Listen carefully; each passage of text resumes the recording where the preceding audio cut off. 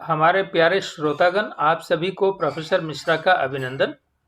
जैसा कि आप सभी जानते हैं कि नेपाल से दो शिलाखंड, विशाल शिलाखंड, एक 18 टन का है और एक 16 टन का है, जो कि शालिग्राम पत्थर के रूप में जाना जाता है, शालिग्राम शिला के रूप में जाना जाता है। उसे नेपाल से भारत भेजा जा रहा है और इसी शिला से माँ जानकी और श्री राम भगवान का मूर्ति तैयार किया जाएगा, जिसे कि अयोध्या में बन रहे भव्य राम मंदिर में या तो मंदिर के अंदर स्थापित किया जाएगा या मंदिर से परिसर में कहीं पर इसको स्थापित किया जाएगा। जैसा कि आप जानते हैं, माँ जानकी के बिना श्री राम भगवान जो है वो पूरे अधूरे हैं, इसलिए अयोध्या तभी भव्य होगा जब माँ जानकी के स्थान से लाया गया इस शिला पर माँ जानकी और राम की मूर्ति को निर्माण किया जाएगा। आखिर काली गंडकी जो नदी है, जो ट्रिब्यूटरी है गंडकी नदी का, उस नदी की ऐसी क्या खासियत है और उसमें मिलने वाली शिला की ऐसी क्या खासियत है जिस वजह से कि हिंदू धर्म में इस शिला को सबसे महत्वपूर्ण माना जाता है और घर घर में पूजा जाता है। ऐसा कोई शायद ही घर होगा जिसमें कि शालिग्राम भगवान निवास ना करते हों। शालिग्राम भगवान को भगवान विष्णु का ही एक प्रतिरूप माना जाता है और इस तरीके से जो विष्णु भगवान हैं वो हिंदू देवी देवताओं में श्रेष्ठ देवी देवताओं में गिनती किए जाते हैं और वो हर हिंदू घरों में विराजमान हैं। और शालिग्राम पत्थर का महत्ता इतना ज़्यादा है कि अयोध्या में जो ट्रस्ट है उसने इसी पत्थर का उपयोग कर माँ जानकी और श्री राम भगवान के मूर्ति का निर्माण करने का निर्णय लिया है।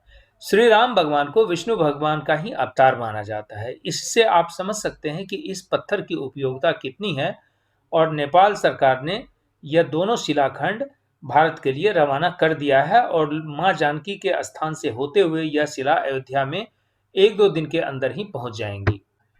इस शिला को आखिर इतना महत्वपूर्ण हिंदुओं के द्वारा क्यों माना जाता है? इसके पीछे जो सबसे बड़ा रहस्य है कि इस पत्थर के लिए ऐसी मान्यता है कि ये नॉन एंथ्रोपिक स्टोन है, यानी कि एक ऐसा पत्थर जिसका निर्माण स्वयं देवी देवताओं ने किया है। और ऐसी मान्यता इसलिए उभरी है क्योंकि इस पत्थर की जो खूबसूरती है, इस पत्थर की जो सुंदरता है और इस पत्थर को जब हम सामने लाते हैं और इस पे जब कोई चीज को उकेरते हैं तो उकेरने के बाद जो इस पत्थर की खूबसूरती निकलती है वह मनोरम है। मनुष्य को इस बात को मानने के लिए बाध्य होना ही पड़ता है कि इस पत्थर को कोई सामान्य व्यक्ति तो नहीं बना सकता है, क्योंकि ऐसा लगता है कि जैसे किसी कारीगर ने इसे तराश करके ही किसी अद्भुत कार्य के लिए इस पत्थर का निर्माण किया है।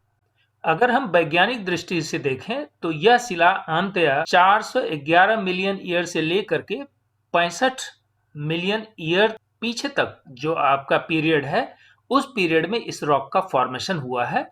और इस रॉक के फॉर्मेशन की अगर हम वैज्ञानिक दृष्टिकोण से जांच करें तो ऐसा पता चलता है कि जो समुद्री जीव जंतु थे उन जीव जंतुओं के जीवाश्म से इस पत्थर का निर्माण हुआ है। समुद्री जीव जंतु का एक क्लास होता है सेफलोइड, एक वर्ग होता है, उस वर्ग का एक उपवर्ग है एमोनॉइड। सो एमोनॉइड वर्ग से ही इस शिला का निर्माण हुआ है। एमोनॉइड जो है वो मोलस्क जो होता है, समुद्री मोलस्क जो है उसके समूह को कहते हैं। और उसको अगर आप, ये चूंकि आज एक्सटिंक्ट हो गया है, ये धरती पर से समाप्त हो गया, समुद्र से भी समाप्त हो गया है, तो इससे जो मिलता जुलता वर्ग अभी उपलब्ध है या उपवर्ग उपलब्ध है उसमें ऑक्टोपस, जो फिश के कुछ वेराइटीज हैं, और जो जिसको कि आप घोंगा कहते हैं, सीप कहते हैं, वो इसमें मुख्य रूप से आते हैं, यानी कि skid and cuttle fish. Devonian period में इस तरह के मोलस्क यानी एमोनाइट्स की उत्पत्ति हुई थी।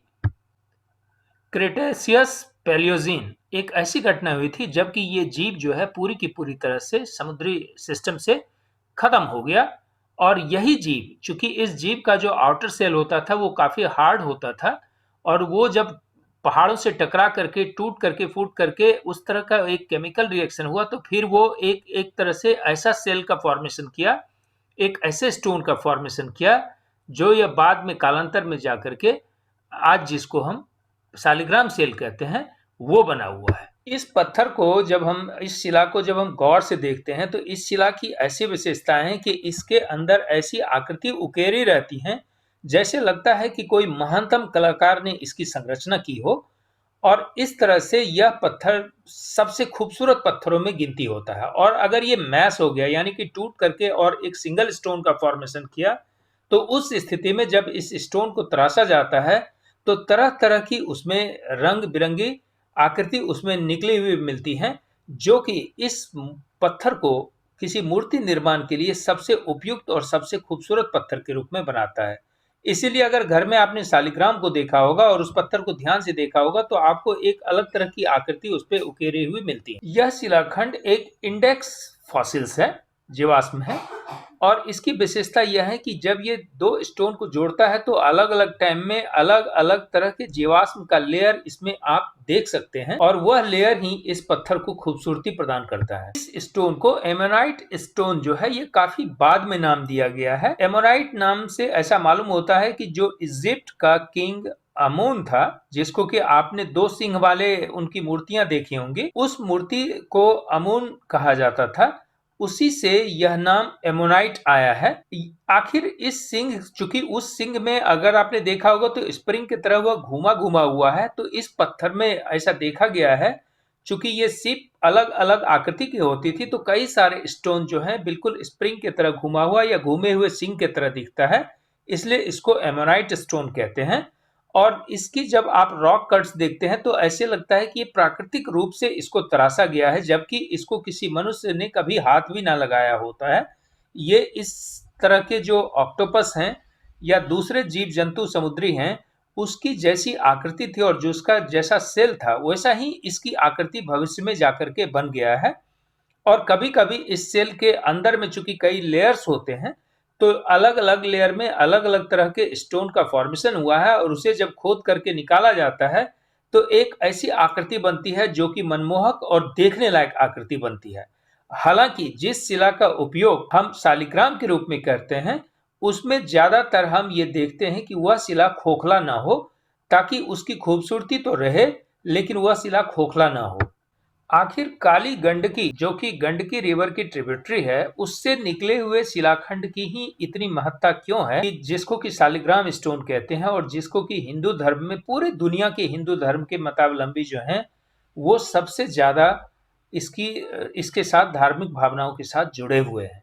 इसके पीछे कुछ पौराणिक मान्यताएं हैं। आइए अब हम इसकी पौराणिक मान्यताओं को जानते हैं। देवी भागवत, ब्रह्मवैवर्त पुराण और शिव पुराण में वर्णित घटनाओं और कथाओं के आधार पर हिंदू धर्म के मानने वाले लोगों के बीच में ऐसी अनन्य मान्यता है कि यह शिला जो है साक्षात विष्णु का अवतार है। ऐसी मान्यता है कि सूर्य भगवान ने वृषध्वज नाम के राजा को पूरी जीवन गरीबी को झेलने के लिए श्रापित किया, क्योंकि सूर्य भगवान ने सलाह दिया था कि वह शिव भगवान को छोड़ करके किसी अन्य देवता की उपासना करे, जिसको कि यह राजा मानने को तैयार नहीं था। गरीबी की दंश झेल रहा इस राजा का जो पौत्र था वो धर्मध्वज और कुशध्वज, उसने ईश्वर की आराधना की ताकि उसकी गरीबी मिट सके। इस दोनों ने लक्ष्मी की अनन्य भक्ति की और लक्ष्मी प्रसन्न होकर के इनके यहाँ पुत्री स्वरूप जन्म लेने का वादा दिया ताकि इन्हें धन्य धान्य की उपलब्धि मिल सके। लक्ष्मी माता ने कन्या के रूप में कुशध्वज के यहाँ वेदवती और धर्मध्वज के यहाँ तुलसी के रूप में जन्म लिया। तुलसी इस मनोकामना के साथ बद्रिकाश्रम गई कि विष्णु भगवान उसके पति के रूप में उसे प्राप्त हों, और वहां उसने लंबी समय तक तपस्या की। लेकिन ब्रह्मा जी ने तुलसी को यहाँ पे आशीष वचन देते हुए बताया कि इस जन्म में उसे विष्णु की प्राप्ति नहीं होगी और उसको शंखचूड़ से करनी पड़ेगी, और शंखचूड़ एक दानव था। अब आप समझ सकते हैं कि तुलसी माता के लिए कैसी स्थिति रही होंगी, लेकिन ब्रह्मा जी के बात को टालना तो उनके लिए मुश्किल ही था। शंखचूड़ पूर्व जन्म में सुदामा था, जिसके बारे में ऐसी मान्यता है कि कृष्ण के शरीर से ही उसकी उत्पत्ति हुई थी, जब कृष्ण भगवान जो है गोकुल में वास कर रहे थे, और कृष्ण भगवान खुद स्वयं विष्णु के ही प्रतीक थे। लेकिन राधा ने सुदामा को दानव बनने का श्राप दे दिया और यही दानव शंखचूड़ के रूप में उत्पन्न हुआ था। लेकिन शंखचूड़ दानव कुल में पैदा होते हुए भी भगवान के प्रति अनन्य भक्ति रखता था और लोगों से बेहद ही प्रेम करता था। वह विष्णु की उपासना में सदा ही लीन रहता था। इस तरह ब्रह्मा जी के आदेश का पालन करते हुए शंखचूड़ ने तुलसी से गंधर्व पद्धति के अंदर विवाह संपन्न किया। अब सभी दानव ने शंखचूड़ के नेतृत्व में देवताओं से ही संघर्ष छेड़ दिया, और चूंकि उसने इतना धर्म कमा लिया था कि देवताओं को हारने पे विवश कर दिया और सभी देवताओं को पछाड़ दिया और सभी देवताओं को स्वर्ग से निष्कासित कर दिया। अब स्वर्ग से निष्कासित होने पर सभी देवताओं ने विष्णु का रुख किया और विष्णु भगवान से इसके उपाय पूछे। तो विष्णु भगवान ने इस बात को बताया कि शंखचूड़ का वध सिर्फ शिव के द्वारा ही हो सकता है, क्योंकि उसे ब्रह्मा जी ने एक ऐसा कवच दिया हुआ है जिस कवच को कि भेद पाना किसी के बस की बात नहीं है।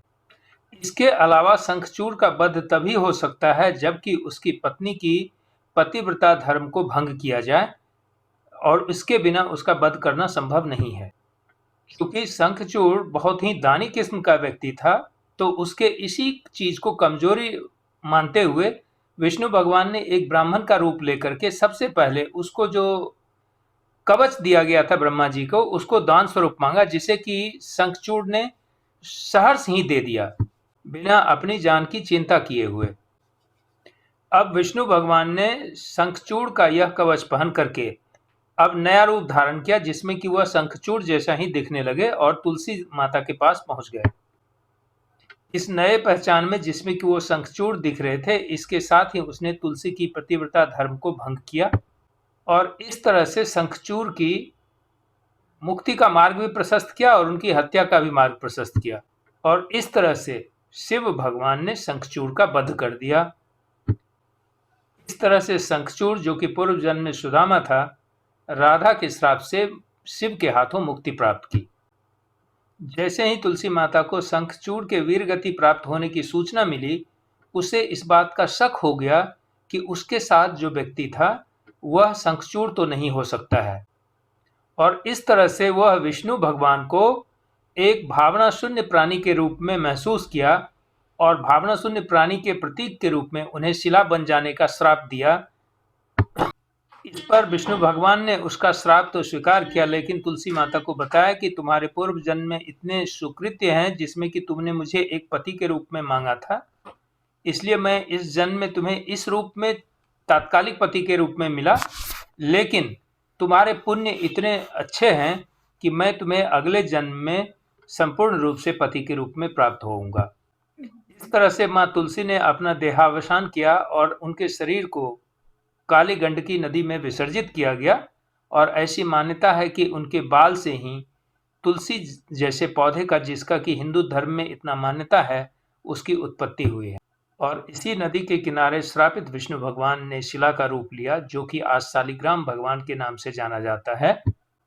और इस नदी के पास जो ऊंची पहाड़ी है जिसे विष्णु माना जाता है, उसके ऊपर एक वज्र कीट मिलता है, यानी कि कीड़े मिलते हैं जो कि पत्थर को भी काटने की क्षमता रखता है, उसका दांत इतना तेज होता है। और उस वजह से ऐसी मान्यता है कि इस पत्थर पे तरह तरह की आकृति उकेरी जाती हैं, और जब बारिश होता है तो वो कटा हुआ भाग धुल जाता है और यह पहाड़ अति सुंदर और अति मनोरम लगता है, और सारे हिंदू यहाँ विष्णु भगवान के दर्शन करने पहुंचते हैं। यही वज्र कीट जब इन पहाड़ों को काटता है और उनके टुकड़े जब गिरते हैं तो वो कई आकृतियों में इस नदी के तलहटी में मिलते हैं, जिसे हिंदू धर्म के व्यक्ति शालिग्राम के रूप में ला करके अपने घर में निवास करते हैं। तो आज इसी जगह का यह स्टोन का टुकड़ा, जो ये शिलाखंड है, यह नेपाल से भारत भेजा जा रहा है ताकि विष्णु भगवान स्वयं माँ जानकी के साथ अयोध्या में विराजमान होएं और हिंदू आस्थाओं के मुताबिक सभी लोगों को धन धान्य से परिपूर्ण करें और उनकी मनोकामना को पूर्ण करें। उम्मीद करते हैं कि अयोध्या में बने इस राम और जानकी माता के मूर्ति को देखने हजार श्रद्धालु अयोध्या पहुंचेंगे और साक्षात नारायण के दर्शन कर लाभान्वित होंगे। योगी सरकार और मोदी सरकार भी इस बात के लिए धन्यवाद के पात्र हैं कि उन्होंने इस चीज को करके दिखाया है और हिंदू भावनाओं को सर्वोच्च सम्मान दिलाकर विष्णु भगवान को अपनी जगह पर स्थापित किया। धन्यवाद। उम्मीद करते हैं कि आपको ये कंटेंट अच्छा लगा होगा। लोगों से शेयर करना ना भूलें और हमारे चैनल को सब्सक्राइब कर अपना प्यार हम पर बरसाते रहें। धन्यवाद।